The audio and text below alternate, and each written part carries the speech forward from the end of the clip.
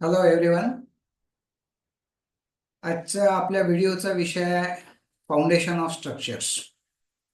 Foundation एक basic component of the building, जे की बिल्डिंगचं पूर्ण लोड जे आहे ते फाउंडेशनच्या मार्फत जमिनीवर किंवा जो कोणता खाली स्ट्रॅटा अवेलेबल आहे त्याच्यावर ट्रान्सफर होतो. तर हे लोड ट्रान्सफर करणारं जे मीडियम आहे दॅट इज फाउंडेशन. त्यामुळे हे सगळ्यात इम्पॉर्टंट एक कॉम्पोनंट आहे बिल्डिंग मधला फाउंडेशन. आणि त्याच्याबद्दल लागणारी सर्व विस्तृत माहिती, त्याचे प्रकार, त्याचे टेक्निकल नॉमेनक्लेचर, त्याची आवश्यकता, कुठल्या ठिकाणसाठी कुठलं फाउंडेशन असू शकतं, याबद्दलची सर्व माहिती आज आपण या व्हिडिओ मार्फत घेणार आहोत. तर जसं एक आपण फाउंडेशन किंवा बिल्डिंग जी उभी करतो त्याला फाउंडेशन देण्यासाठी ती एखाद्या पर्टिक्युलर ठिकाणी ती बिल्डिंग असते आणि त्या ठिकाणी कोणती माती, कोणता स्ट्रॅटा किंवा खाली जमिनीची कुठली प्रकारची जमीन आहे याच्यावर त्या बिल्डिंगचं फाउंडेशन हे ठरत असतं. म्हणजे याच्यात बरेच फॅक्टर्स आहेत हे फाउंडेशनचा प्रकार ठरण्यासाठी. त्यातला मुख्य महत्वाचा एक आस्पेक्ट आहे की जमिनीचा प्रकार, तुमची माती, सॉइल ज्याला आपण म्हणतो, ती सॉइल किंवा खालचा स्ट्रॅटा हा कुठल्या पद्धतीचा आहे. त्याच्यानंतर तुमची बिल्डिंग ही सुद्धा कुठल्या प्रकारची आहे, किती हाईटची आहे, किती लोडिंग त्याच्यावर आहे आणि कुठल्या प्रकारासाठी ती वापरली जाते आहे.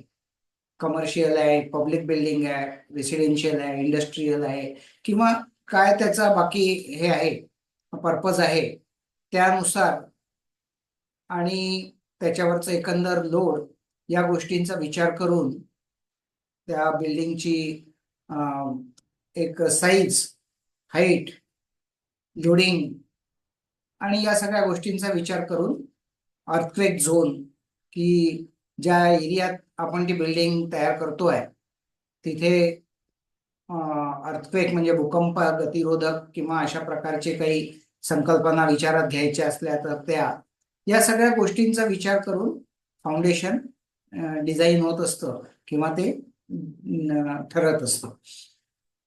तर याच्याबद्दल आपण एक संक्षिप्त माहिती, की जे नॉर्मल बिल्डिंग कन्स्ट्रक्शन मध्ये वापरलं जातं त्याच्याबद्दल आपण आज या व्हिडिओ मार्फत माहिती घेऊ.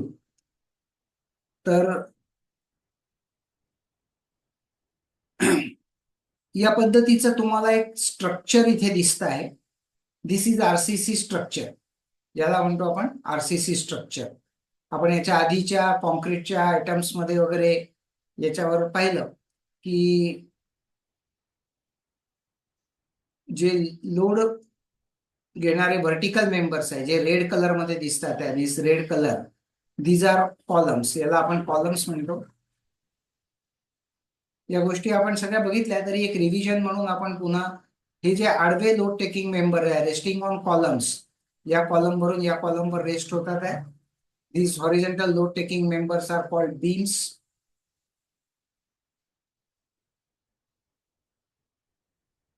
त्याच्यानंतर याला बीम्सला कव्हर करणारी दिस इज स्लॅब. आणि त्याच्यानंतर इथे मधल्या पोर्शन मध्ये इथे ब्रिकवर्क किंवा पॅनलिंग करून ही साईड बंद केली जाते. याचं लोड नॅचरली जर इथे समजा ब्रिकवर्क केलं तर या ब्रिकवर्कचं लोड सुद्धा या बीमवर येतं. या बीमवरचं लोड या कॉलमवर ट्रान्सफर होतं. दोन्ही बाजूला टू एंड, म्हणजे हा सिम्पली हा सपोर्टेड बीम आहे, दोन बाजूला सपोर्टेड आहे. याचं 50% लोड या कॉलमवर, बाकी 50% लोड या कॉलमवर. अशा रीतीने ब्रिकवर्कचं लोड, वरच्या कॉलमचं लोड व या ब्रिकवर्कचं लोड आणि या स्लॅबचं लोड, इथे जी स्लॅब आहे या स्लॅबचं लोड काही प्रमाणात ते या बीमवर येणार. बीमचं लोड या कॉलमवर ट्रान्सफर होणार आणि असं अल्टिमेटली कॉलमचं लोड हे हा जो हार्ड स्ट्रॅटा आहे, दिस इज हार्ड स्ट्रॅटा, ज्याला आपण म्हणू बेड, फाउंडेशन बेड. या फाउंडेशन बेडवर अल्टिमेटली हे सर्व कॉलम मार्फत लोड ट्रान्सफर होणार. तर हे ट्रान्सफर होताना इथे जो आपण मीडियम तयार करतो याला आपण म्हणतो footing. This is one of the type of foundation. म्हणजे overall in general this is foundation. आणि या फाउंडेशन मध्ये हे जे दाखवलं आहे दिस इज फुटिंग.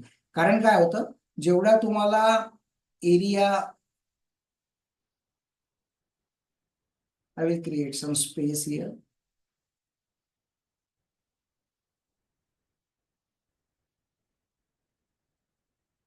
जेवढा एरिया हा कॉलम्स आला, कॉलमचं लोड ट्रान्सफर करायला तुम्हाला इथे मोठ्या एरियाची गरज असते. कारण जेवढा एरिया मोठा हे लोड ट्रान्सफर होणार 45 डिग्री अँगल मधनं. जेवढा एरिया मोठा तेवढा लोड ट्रान्सफर करण्यासाठी जास्त एरियाची गरज असते. जेवढं लोड जास्त तेवढं एरिया रिक्वायर्ड इज मोर. कारण तेवढं लोड जर एका पर्टिक्युलर पॉइंटला विदाउट डेव्हलपिंग एरिया असा कॉलम जर रेस्ट केला तर नॅचरल याच्यावरच्या लोडने हा कॉलम पेनिट्रेट होऊन जाईल, आतमध्ये घुसू शकेल किंवा बेंड होईल, की याचं बकलिंग होईल. तर हे लोड ट्रान्सफर करण्याकरता वी वॉन्ट मोर एरिया, म्हणून आपण अशा पद्धतीच्या स्लोपिंग मध्ये हे घेऊन, याला आपण फुटिंग म्हणतो, हे जे लोड आहे हे टू द मोर एरियावर ट्रान्सफर करतो. आणि एक सिंपल लॉजिक आहे की आपण कोणताही जो बेस असतो तो थोडासा वायडर एरियाचा, मोठ्या एरियाचा ठेवतो, की जेणेकरून लोड ट्रान्सफरला जास्त अकोमोडेट जागा मिळेल आणि लोड इझिली ट्रान्सफर होईल. तर त्या पद्धतीने this part below ground this part is foundation. त्याला आपण फाउंडेशन म्हणतो, ज्याच्या थ्रू लोड कॉलम्सच्या मार्फत बेडवर किंवा स्ट्रॅटावर ट्रान्सफर होतं. So this is column, beam, foundation.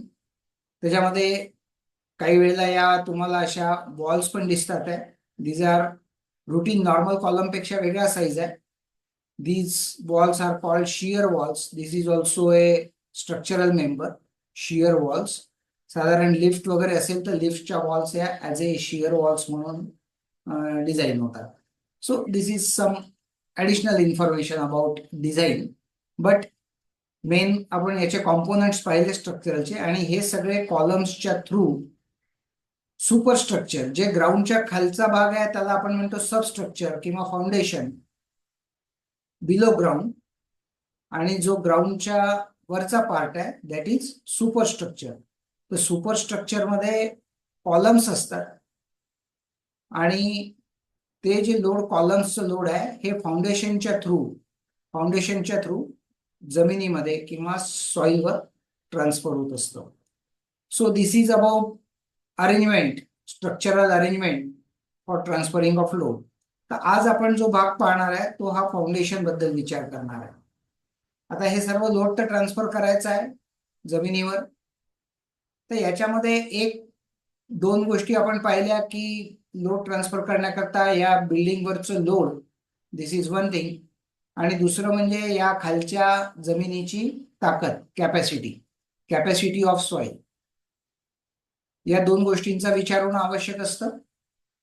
जमिनीची ताकद किती आहे आणि बिल्डिंगवरचं लोड किती आहे. आता कॅपॅसिटी ऑफ सॉइल हे तर बिल्डिंगवरचं लोड तर सर्टन बिल्डिंग करता ते तर कॅल्क्युलेटेड एक फिक्स राहणार आहे. पण capacity of soil, this is the point to be concern. आपण कुठल्या ठिकाणी ती बिल्डिंग उभी करतोय त्याच्यावर अवलंबून राहील की तिथल्या जमिनीची क्षमता काय आहे. आणि the technical term for this capacity of soil is SBC. हे तुम्हाला माहिती असायला हवं किंवा this term to be known being a civil professional. एसबीसीचा लॉंग फॉर्म आहे soil bearing capacity. Soil bearing capacity म्हणजे जमिनीची लोड घेण्याची क्षमता, सॉइल बेअरिंग कॅपॅसिटी, SBC.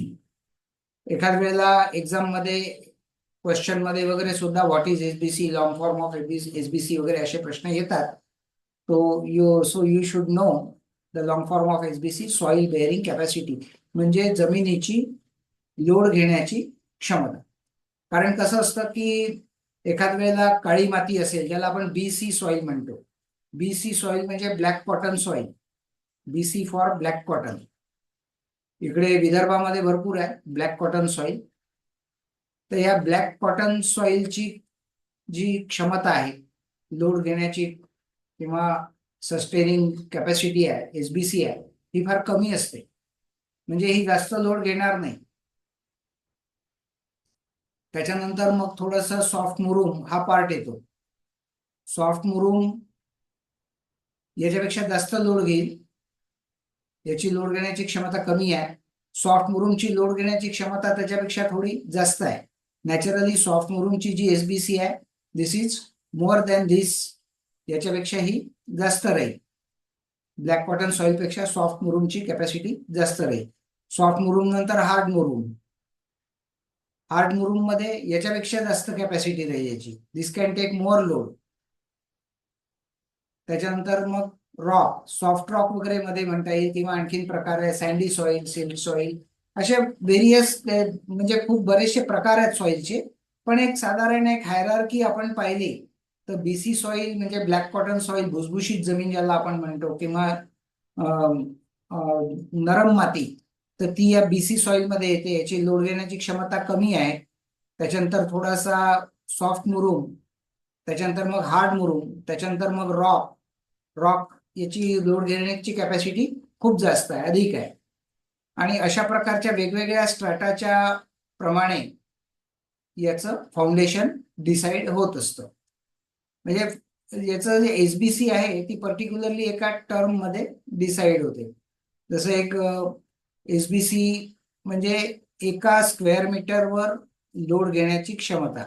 एवढी जागा आहे खाली खोदलेली, 1 मीटर बाय 1 मीटर, म्हणजे हा एरिया झाला 1 स्क्वेअर मीटर. तर या 1 स्क्वेअर मीटर जागेवर ही एवढी जागा किती लोड घेऊ शकते, दिस इज SBC. समजा जर याच्यावर 4 टन लोड घेण्याची कॅपॅसिटी असेल एवढ्या जागेची, तर आपण त्याला म्हणू 4 ton per meter square is the SBC of this soil. अशा प्रकारे ही SBC डिफाईन्ड होते. आणि त्याचा अर्थ हा आहे की एका स्क्वेअर मीटरवर लोड घेण्याची त्याची कॅपॅसिटी, जमिनीची कॉपॅसिटी, दॅट इज SBC. तर अशा पद्धतीने ही SBC टर्म आपण पाहिली, इम्पॉर्टंट टर्म आहे. आणि त्याच्यानुसार या फुटिंगचा एरिया डिफाईन्ड होत असतो.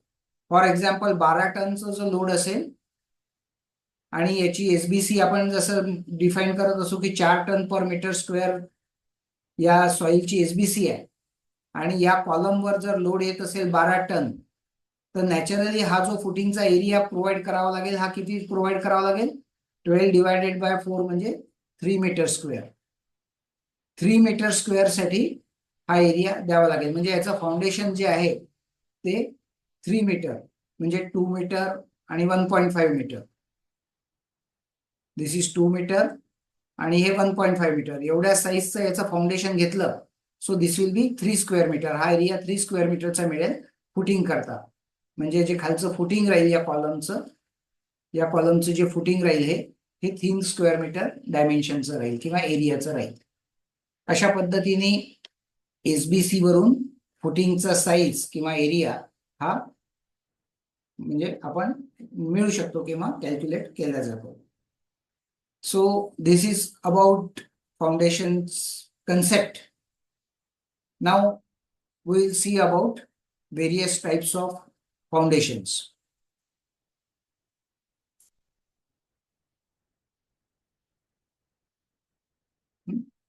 तर ज्यावेळेला आपण फाउंडेशनचा विचार करतोय, आपण फाउंडेशनचा कन्सेप्ट बघितला. याच्यात 2 प्रकारचे फाउंडेशन आपण बायफर्केट करू शकतो. One is shallow foundation and one is deep foundation. Shallow foundation म्हणजे उथळ, वरच्या वरचं फाउंडेशन. ऍक्च्युली शॅलो फाउंडेशन म्हणजे उथळ फाउंडेशन म्हणजे त्याचे काही डेप्थशी डिपेंड नाही आहे की इतकी डेप्थ असली म्हणजे we can say it as a shallow foundation, अशा प्रकारचं नाही. पण शॅलो फाउंडेशन याचा अर्थ आहे की जे डायरेक्टली एक्सकॅव्हेट केलं जातं जिथे, आणि जे काम करायचं आहे ते ओपन याच्यात केलं जातं. म्हणजे एक्सकॅव्हेशनचा गड्डा केला, इथे PCC टाकलं, त्याच्यानंतर इथे फुटिंग रेस्ट केलं, फुटिंग कास्ट केलं, आणि याच्यावर कॉलम इरेक्ट केला. दिस इज कॉलम. इथे रिन्फोर्समेंट बांधलं किंवा पिंजरा असेल, पिंजरा बांधला रिन्फोर्समेंटचा, आणि हे फाउंडेशन कास्ट केलं आणि नंतर हे बॅकफिल करून दिलं. दिस पीट हॅज बीन बॅकफिल्ड. तर याच्यात काय केलं, प्रत्यक्ष जे फाउंडेशनचं काम आहे हे डायरेक्टली खाली जाऊन एक्सकॅव्हेट करून तिथे डायरेक्टली काम केलं, एक्सकॅव्हेशन करून. So that's why this is called shallow foundation or open foundation. Open foundation is also term. तर जिथे डायरेक्टली खोदून फाउंडेशन डायरेक्टली काम केलं जातं एक्सकॅव्हेशन करून, that is shallow foundation or open foundation. Similarly deep foundation. Deep foundation मध्ये काय आहे, डीप फाउंडेशन मध्ये फाउंडेशन हे डायरेक्टली प्रत्यक्ष खाली जाऊन केल्या जात नाही, त्याची वरूनच अरेंजमेंट केल्या जाते आणि आतमध्ये ते फाउंडेशन बनवलं जातं. याचे प्रकार जसे आपण पाहिले, समजा डीप फाउंडेशनचे प्रकार आहे pile foundation and pier caisson foundation. ते थोडस म्हणजे स्पेशल केसमध्ये हे वापरलं जातं, बहुतेक पाण्याच्या ठिकाणी वगैरे, सी शोअर मध्ये किंवा तुमच्या रिव्हरवर ब्रिज वगैरे करताना वगैरे. This is somewhat uncommon type of foundation, but regularly आपल्याला बिल्डिंग कन्स्ट्रक्शन मध्ये जे फाउंडेशन, डीप फाउंडेशनचं काम पडतं, that is pile foundation. This is use to. तर आपण या शॅलो फाउंडेशन आणि पाईल फाउंडेशन बद्दल विचार करू. शॅलो फाउंडेशन मध्ये पुन्हा आपले वेगवेगळे प्रकार पडतात. एक आयसोलेटेड स्प्रेड फुटिंग. आयसोलेटेड म्हणजे सिंगल, एकटे असणार, single footing. Spread footing, spread म्हणजे फैललेलं. सो आयसोलेटेड, आता आपण जे काय एक्झाम्पल बघितलं, आयसोलेटेड स्प्रेड फुटिंग, तर याच्यामध्ये अशा पद्धतीचं फुटिंग राहू शकतं. एक सिंगल, आपण त्याचे स्लाइड्सवर बघू. दिस इज सिंगल फुटिंग. एकच गड्डा केला, एकाच गड्ड्यामध्ये एक सिंगल फुटिंग असेल. आणि स्प्रेड याच्यासाठी की this is column, this is column आणि या फुटिंगचा एरिया हा मोठा आलाय, that's why this is spread footing. Isolated spread footing, wall footings, combined footings, cantilever or strap footings, raft or mat footings. तर याच्याबद्दलची माहिती आपण, या फुटिंग बद्दलची आपण आता समजून घेऊ.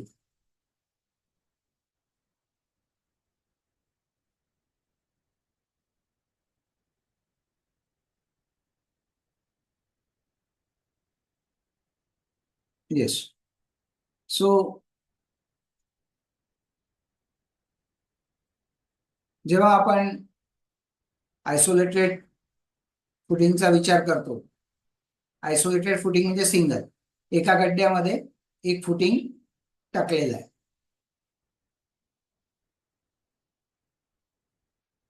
तर दॅट इज आयसोलेटेड फुटिंग. याच्यामध्ये थोडे सब टाईप पाहायला मिळतील तुम्हाला. दिस इज पॅड फुटिंग, म्हणजे आता आपण जसं पाहिलं, एक single rectangular footing, pad footing or rectangular footing you can say. तशा पद्धतीने कॉलमच्या एरियाला वायडर एरियामध्ये स्प्रेड करून हे फुटिंग दिलेलं आहे. त्याच्यानंतर हे स्टेप फुटिंग आहे, म्हणजे ऍक्च्युली याच्यात 3 स्टेपमध्ये फुटिंग आलाय. This is slope footing. Slope footing मध्ये काय आलाय, दिस इज स्लोप आलाय, याला फुटिंगला स्लोप आलाय. Why this type of footings are required, काय गरज असते याची अशी. All rectangle footing will do, पण जसा एरिया मॅटर करतो, फुटिंगचं लोड जास्त असेल तर एरिया सुद्धा जास्त द्यावा लागतो. त्या पद्धतीत लोडवर ही डेप्थ सुद्धा डिपेंड करते. This is called depth of footing. ही डेप्थ सुद्धा, जसं लोड जास्त असेल त्या पद्धतीने ही डेप्थ सुद्धा वाढते, आणि जितकी डेप्थ लोड जास्त असेल त्या पद्धतीने ही डेप्थ ठेवावी लागते. तर रेक्टँग्युलर फुटिंग मध्ये सुद्धा आपण ती डेप्थ ठेवू शकतो. वी कॅन, समजा जी काय, समजा 0.6 म्हणजे 2 फूट, 0.6 ची जर डेप्थ लागत असेल, we can provide 0.6 depth footing. This is depth of footing, हा कॉलम आला इथे. This is depth of footing. 0.6 ची डेप्थ लागत असेल, समजा रिक्वायर्ड असेल, तर 0.6 मीटर फुटिंगची डेप्थ ठेवता येते. पण दिस type of footing or this slow footing, why it is made, म्हणजे याची गरज काय आहे मग. याची गरज याच्यासाठी आहे की 0.6च्या फुटिंगनी तर लोड घेईल, काही प्रॉब्लेम नाही, पण याच्यामध्ये जेव्हा लोड ट्रान्सफर होतं कॉलम मधनं फुटिंगवर, जेव्हा लोड ट्रान्सफर होतं, it transfers through 45 degree dispersion. म्हणजे हे जे लोड आहे हे 45 डिग्री अँगलमध्ये असं स्प्रेड होतं.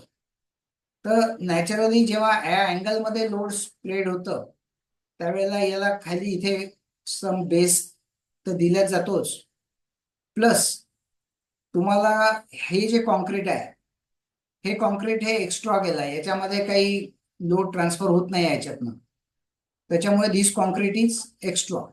To save this concrete, this sloping footing is design. म्हणजे याच्यामध्ये काय होतं, तुमचं हे कॉन्क्रीट सेव्ह होत आहे. ठीक आहे, 1-2 फुटिंग असेल तर जास्त फरक पडणार नाही, पण जेव्हा number of lot of footing असतील, खूप एरिया मोठा असेल फुटिंगचा, 2 मीटर बाय 2.5 मीटर 3 मीटरचे असे मोठे मोठे फुटिंग्स असतील, डेप्थही जास्त असेल, तेव्हा ही क्वांटिटी चारी बाजूची ही क्वांटिटी पुष्कळ मॅटर करते. म्हणजे या टोटल क्वांटिटीच्या जवळपास 30-40% ही क्वांटिटी राहील. तर प्रत्येक फुटिंग मागे एवढी क्वांटिटी वाचली तर यू विल सेव्ह लॉट. म्हणून त्याच्याकरता पुष्कळशा जरी तुम्हाला या प्रकारची फुटिंग पाहायला मिळतात, sloping footing. This is just to achieve economy. तर सेम प्रकार आहे, स्लोपिंग न घेता याच्यामध्ये हे स्टेप पण दाखवले आहे. अशा स्टेपमध्ये पण हे फुटिंग डिझाईन होऊ शकतं instead of slope. But practically this is rarely used, कारण याच्यामध्ये कास्ट करायला बरेच प्रॉब्लेम आहे. म्हणजे पहिले इथपर्यंत कास्ट करावं लागेल, इथपर्यंत कास्ट करावं लागेल, मग पुन्हा साईड लावावी लागेल, मग इथपर्यंत कास्ट करावं लागेल. अशा पद्धतीने this is somewhat tedious for casting. आणि त्याच्यापेक्षा sloping footing is more convenient. त्याच्यामुळे हे जे फुटिंग आहे हे फार कमी वापरलं जातं. फारच अगदी जिथे काही लिमिटेशन्स असतील तिथेच हे फुटिंग वापरल्या जातं. बाकी normally you will see this type of footing or this type of footing, rectangular footing or sloping footing. Rectangular footing मध्ये this depth also matter for self weight, कारण बिल्डिंगच्या स्टॅबिलिटीसाठी त्याचं वजन सुद्धा आवश्यक असतं. ते वजन म्हणजे स्टॅबिलिटी, म्हणजे फुटिंगचं किंवा लोड. तर अशा स्टॅबिलिटीसाठी सुद्धा फुटिंगची डेप्थ काही वेळेला दिली जाते. ते वजनी असलं तर ते that will take a grip on soil surface. So like that, तशा पद्धतीने हे आयसोलेटेड फुटिंग्सचे वेगवेगळे प्रकार आहेत. त्याच्यामध्ये तुम्हाला हे दिसतात आहे प्लान. हा कॉलम आहे, हे खालचं फुटिंग आहे, याच्यामध्ये ही स्टेप दिसून राहिली तुम्हाला फुटिंग मधली. हा कॉलम आहे, this is one step, this is final step. आणि स्लोपिंग फुटिंग मध्ये हा कॉलम आहे, या कॉलमच्या लागून एकदम कॉलमला टच करून न ठेवता याच्या थोडस साईडला ऑफसेट दिला जातो, दिस इज कॉल्ड ऑफसेट. आणि या ऑफसेट नंतर मग स्लोप चालू केला जातो, this is sloping portion up to this. हा एरिया डिसाइड होतो, ही डेप्थ डिसाइड होते, and this is the isometric view for slope footing. तर या पद्धतीने जे शॅलो फुटिंग मध्ये प्रकार आहेत फुटिंग्सचे ते आपण पाहिले. त्याच्यानंतर शॅलो फुटिंग नंतर will come back to our previous slide.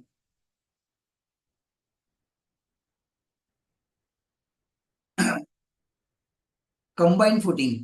Combine footings मध्ये काय होतं, वॉल फुटिंग्स और कंबाईन फुटिंग्स काही वेळेला जसं लिफ्ट शाफ्टचे वॉल्स आहेत किंवा रिटेनिंग वॉल्स आहेत, त्या वॉलला पूर्ण स्ट्रिपमध्ये फुटिंग दिल्या जातं. एखादी समजा if there is a RCC wall, अशा पद्धतीची जर आरसीसी वॉल असेल फॉर एनी पर्पज, लिफ्ट करता म्हणा किंवा एनी अदर रिटेनिंग वॉल वगैरे असेल, तर या वॉल करता एक कम्प्लीट फाउंडेशन डिझाईन केलं जातं, कम्प्लीट फाउंडेशन. आणि त्यानुसार या वॉलला फाउंडेशनचं फुटिंग दिलं जातं, दॅट इज वॉल फुटिंग. म्हणजे अक्रॉस अलॉंग द वॉल, जेवढी वॉल लंबी असेल तेवढ्या त्या वॉलच्या खाली कंटिन्युअस मध्ये हे फुटिंग राहील. This is continuous for wall, that is wall footing. Principle is same as a column, किंवा आपण जे बघितले त्या पद्धतीने, फक्त वॉलच्या लेंथनुसार हे कंटिन्युएशन मध्ये राहील. त्याच्यानंतर कंबाईंड फुटिंग. काही वेळेला काय होतं, कॉलम खूप जवळ येतात. समजा एखाद्या बिल्डिंग मध्ये दिस इज ए बिल्डिंग स्ट्रक्चर आणि याच्यात कॉलम्स आहेत वेगवेगळ्या पोझिशनला. काही प्लॅनिंगच्या याच्यामुळे, कामामुळे किंवा कशामुळे हे 2 कॉलम समजा खूप जवळ आले, अबाउट 1.5 मीटर और 1.2 मीटर इतक्या जवळजवळ जे कॉलम आले, तर याचं फुटिंगचा एरिया हा येणार, याच्या फुटिंगचा एरिया हे येणार, त्याला म्हणतो ओव्हरलॅप फुटिंग. म्हणजे याचं फुटिंग आणि याचं फुटिंग ओव्हरलॅप होतं, एकमेकांच्या याच्यावर येतं. तर अशा केसमध्ये काय होतं, कंबाईंड फुटिंग दिलं जातं, दोघांचं मिळून एक कंबाईंड फुटिंग. या कंबाईंड फुटिंगवर इथे एक कॉलम येईल, इथे एक कॉलम येईल. So this is called combined footing. असे number of columns may be more, काही वेळेला एका फुटिंग मधनं 3-4 कॉलम्सही निघू शकतात. But this is combined footing when footings are common for 2 or more columns.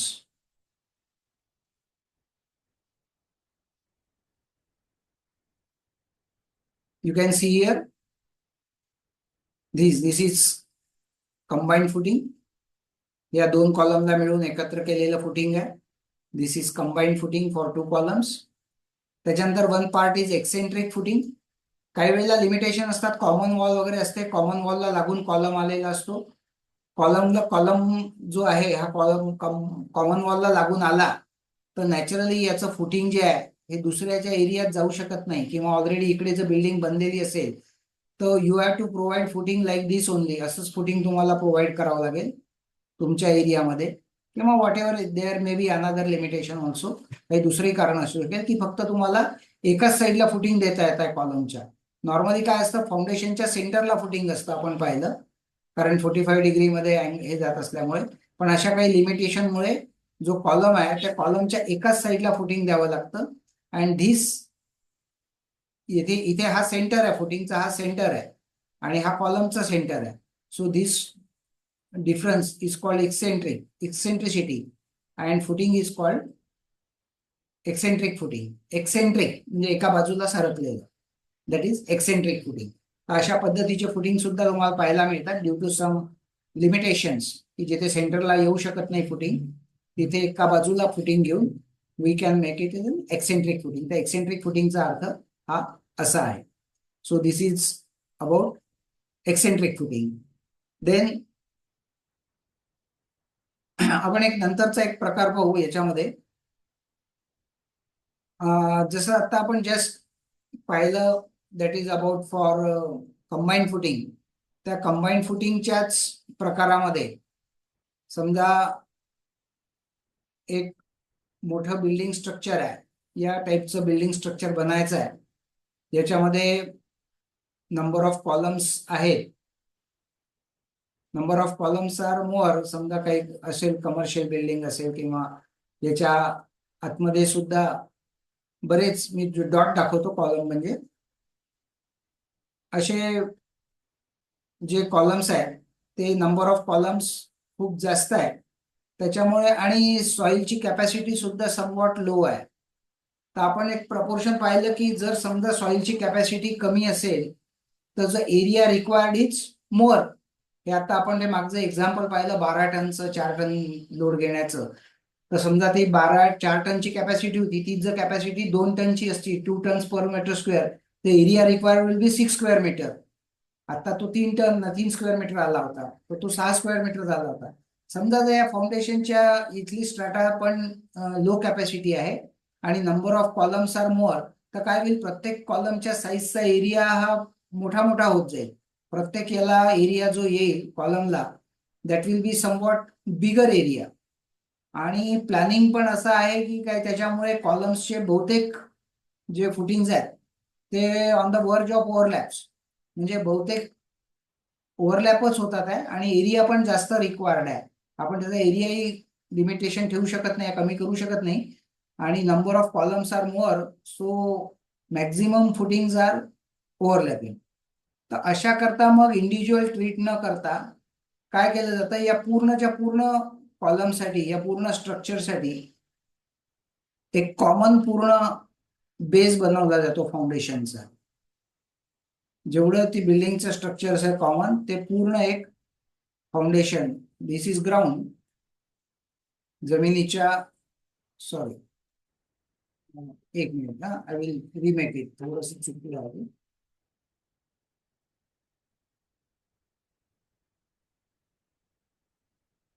तर जी सिच्युएशन आपण पाहिली त्या सिच्युएशन मध्ये दिस इज ग्राउंड लेवल, तर ग्राउंड लेवलच्या खाली जाऊन एक्सकॅव्हेशन करून एक कम्प्लीट असं फाउंडेशन बेड बनवला जातो. कम्प्लीट पूर्ण जेवढा एरिया आहे तेवढ्या एरिया करता, ऑफकोर्स विथ हेवी रिइन्फोर्समेंट. हे सगळं रिइन्फोर्समेंट राहून कॉन्क्रीटचा पूर्ण बेस बनवला जातो आणि जेवढे केवढे कॉलम आपण आता पाहिले ते सगळे कॉलम या राफ्टमधनं इथे उभे राहतात. म्हणजे हा जो एरिया पाहिला होता आता आपण बिल्डिंगचा कम्प्लीट, त्याच्यामध्ये बरेच कॉलम्स आहे, number of columns are there. त्या कम्प्लीट एरिया करता एक पूर्ण फाउंडेशनचा बेड बनवला जाईल आणि या बेडमधनं जिथे जिथे कॉलम्स आहेत तिथे तिथे कॉलम्स वर येतील त्या त्या पोझिशनला. So this type of foundation is called raft foundation or mat foundation. Raft foundation is more common word, जास्त करून राफ्ट शब्द उपलब्ध. राफ्ट फाउंडेशन म्हणजे एक common foundation for all columns, की ज्याच्यातनं मग वरती कॉलम्स उचलले जातील. इंडिव्हिज्युअल पण राहणार नाही आणि इट मे बी म्हणजे खाली डेप्थ डिपेंड करेल, पुन्हा स्ट्रॅटा कोणता आहे त्याच्यावर डिपेंड करेल. आणि this will be a raft foundation. तर दिस इज मोर स्टेबल आणि मोर कन्व्हिनियंट. प्रत्येकाचे इंडिव्हिज्युअल फुटिंग टाकण्यासाठी मग काही वेळेला जागा पण मिळत नाही एक्सकॅव्हेशनसाठी. If this is excavation, this is excavation, this is excavation, तर काय होतं मग इथेही लूज सॉइल पण कोलॅप्स कधी होते किंवा you may not gate working place. तिथे जाऊन काम करणं पण कठीण होतं कमी जागेमुळे. तर त्या केसमध्ये मग दिस इज कन्व्हिनियंट की पूर्णच्या पूर्ण खोदलं हे खाली फाउंडेशन स्टील जे काय डिझाईन असेल त्याप्रमाणे बांधून ऑल कॉन्क्रीट आणि याच्यामध्येच कॉलम उभे केले आणि हे पूर्णच्या पूर्ण स्ट्रक्चर कॉलम सहित वर आलं. So that is about raft foundation. तर अशा पद्धतीचं हे जे स्ट्रक्चर आहे, this is for shallow foundation. हे बघा, this is the example of raft foundation. इथे तुम्ही पाहू शकता की हे this is raft or mat आणि त्याच्यातनं हे कॉलम्स वर आलेले आहेत. So this is column and this is raft. सो या पद्धतीने शॅलो फाउंडेशन्स मध्ये footings, combined footings, sloping footings मध्ये आपण पाहिलं आयसोलेटेड मध्ये step footing, sloping footing, pad footings किंवा रेक्टँगल फुटिंग्स, असे हे फुटिंग्सचे प्रकार. त्याच्यानंतर कंबाईंड फुटिंग्सचे प्रकार. त्याच्यानंतर जर स्ट्राटा थोडासा लो कॅपॅसिटीचा असेल आणि area number of columns are more, then raft foundation is preferable. तर या सगळ्याचा अर्थ आणि कन्सेप्ट आपण पाहिला. That is for shallow foundation. Now we will see about this deep foundation. तर या डीप फाउंडेशन, आता जसं शॅलो फाउंडेशन मध्ये सुद्धा आपण खाली जाऊन एक्सकॅव्हेशन करून तो राफ्ट कास्ट करत असतो. डीप फाउंडेशन मध्ये आपण जमिनीच्या खाली उतरत नाही फाउंडेशन करायला, जमीन सरफेसवरूनच फाउंडेशन आतमध्ये तयार केलं जातं. That is deep foundation. तर याच्यामध्ये pile foundation is more commonly use. General building करता पाईल फाउंडेशन वापरलं जातं. This is special type of foundation for bridges करता वगैरे, रिव्हर मध्ये वगैरे केलं जातं. You not very familiar for common for building foundation. Building करता पाईल फाउंडेशन वापरलं जातं. तर पाईल बद्दलची आपण माहिती पाहू थोडी. तर या पाईल फाउंडेशन बद्दल आता माहिती घेऊ आपण. त्याच्याकरता स्लाइड पाहू ज्याच्यामध्ये स्ट्राटा आपल्याला इझिली अवेलेबल होत नाही. Wien strata is not hard enough. Open foundation आपण केव्हा करतो? ज्या वेळेला आपल्याला सर्टन डेप्थवर 2 मीटर 3 मीटर पर्यंत आपण एक्सकॅव्हेशन करून आपल्याला जर फाउंडेशन करता येत असेल आणि ते फाउंडेशनचा स्ट्राटा अवेलेबल होत असेल तर आपण ओपन फाउंडेशन करतो. पण ज्या वेळेला सर्टन डेप्थच्या खाली म्हणजे 3 मीटरच्या सुद्धा खाली जाऊन किंवा बरंच 3 मीटर और मोर दॅन दॅट, तर इतक्या खाली सुद्धा जर हार्ड स्ट्राटा मिळत नसेल तर तुम्ही फाउंडेशन तिथे रेस्ट करू शकत नाही. Then you have to go again deeper. आणि मग तेवढं खाली जायला तुम्ही जर एक्सकॅव्हेशन करून प्रत्यक्ष काम करतो म्हटलं तर that will be a huge work. Cost will be more, time will be more and that is will very inconvenient. मग त्या केसमध्ये आपण काय प्रोव्हिजन करतोय? आपण प्रोव्हिजन करतोय पाईल फाउंडेशनची. पाईल फाउंडेशन मध्ये काय केलं जातं? जमीन ग्राउंड लेवलवर ज्या काय डेप्थ पर्यंत तुम्हाला रिक्वायर्ड आहे तेवढ्या डेप्थ पर्यंत आतमध्ये ड्रिल केलं जातं. या ड्रिल करून याच्यामध्ये रिन्फोर्समेंटचा पिंजरा टाकला जातो, रिन्फोर्समेंट केज. आणि हे पूर्ण, सॉरी हे थोडंसं सरळ आलं, हां. आणि मग हे पूर्ण हे कॉन्क्रीट केलं जातं. सो याच्यामध्ये काय होत आहे, मग आता हे जे लोड आहे याच्यावर मग पाईल कॅप टाकले जाते. दिस इज पाईल कॅप. तुम्ही इथे बघाल दिस वन इज पाईल कॅप. आणि या पाईल कॅपवर नंतर बिल्डिंगचं फाउंडेशन किंवा कॉलम रेस्ट होतो. तर हे लोड जसं आपण पाहिलं की कॉलमचं लोड ट्रान्सफर करायला फुटिंग, तसं पाईल कॅपच्या माध्यमातून लोड ट्रान्सफर होईल पाईलवर. सो दिस इज पाईल कॅप. आणि या पाईलमध्ये दिस लोड कॉलम्स, इथे कॉलम स्टार्ट होईल, कॉलमचं लोड पाईल कॅपच्या थ्रू पाईलवर जाईल आणि दिस load will transferred to bottom. तर इथे ही जी सर्टन डेप्थ, इथे 2.5-3 मीटर पर्यंत किंवा 4 मीटर पर्यंत आपण खाली काम करू शकतो नॉर्मल बिल्डिंग मध्ये. पण त्याच्यापेक्षा जास्त जर डेप्थची गरज असेल then we may go for 4 meter, 5 meter, 6 meter. तर मग आपण हे पाईल फाउंडेशन यूज करतो. म्हणून जास्त डेप्थ मध्ये पाईल्स, हे इथे तुम्ही पाहू शकता या पाईल ड्रिल केलेल्या आहे. ड्रिल करून हा स्टीलचा जो केज आहे राऊंड मध्येच ड्रिल केला जातं, म्हणून राऊंड पाईल्स.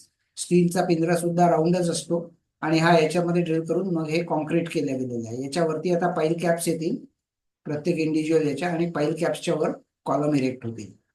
तर या पाईल्सला सुद्धा दोन याच्यात क्लासिफिकेशन मध्ये, दोन कॅटेगरीमध्ये डिवाइड करता येतं.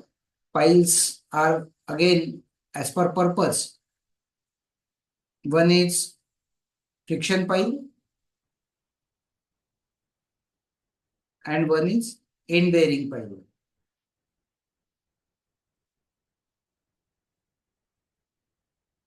एंड बेअरिंग पाईल म्हणजे जी शेवटपर्यंत हार्ड स्ट्रॅटापर्यंत गेली.